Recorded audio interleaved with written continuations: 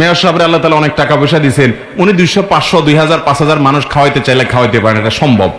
কিন্তু উনি যদি চান যে এই ঝিনাইদহ জেলাতে যত কীট পতঙ্গ, পোকা মাকড় ছোট বড় আছে, এখান থেকে 500 বা 1000 পোকা মাকড়ের আমি একবেলা দাওয়াত খাওয়াবো, সম্ভব? পোকা মাকড়ের দাওয়াত দিবে কেমনে? দাওয়াতে দিতে পারবে না, খাওয়ানো তো পরের কথা, ঠিক না? ঠিক।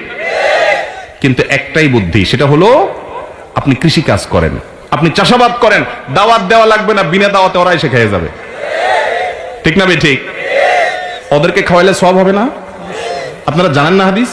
নবী করিম সাল্লাল্লাহু আলাইহি সাল্লাম বলেছেন, প্রত্যেকটা প্রাণী যার ভিতরে প্রাণ আছে, সেটা তুচ্ছ পিপিলিকাও হতে পারে, কুকুরও হতে পারে, শিয়ালও হতে পারে, বিড়ালও হতে পারে, হিংস্র জন্তুও হতে পারে, তাকেও যদি আপনি তার প্রতি যদি অনুগ্রহ করেন, আপনার দ্বারা সে যদি উপকৃত হয়, আপনি সওয়াব পাবেন। আর নবী সাল্লাল্লাহু আলাইহি সাল্লাম বলেছেন, গাছ লাগালে, ফসল করলে, চাষাবাদ করলে তার দ্বারা যে উপকার মানুষ তো মাপে, কৃষি কাজ এখান থেকে পোকা মাকড় যে খায়, আপনি মনে করছেন হায়রে পোকা খায় সব শেষ করে ফেলছে।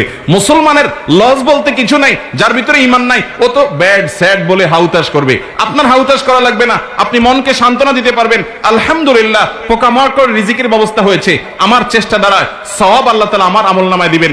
ইমানদার হলো হাতির মতো, মরলেও লাগ বাঁচলেও টাক, নিজে ফসল উঠেছি তাও ভালো, পোকা মাকড় খাইছে লসের কিছু নাই, সব আমি পাবো ইনশাআল্লাহ।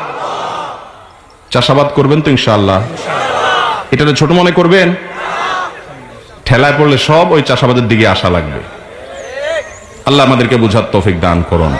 এজন্য ভাইরা কে কি বলছে এসব দেখার দরকার নাই, নিজেরা সঠিক পথে থাকবো।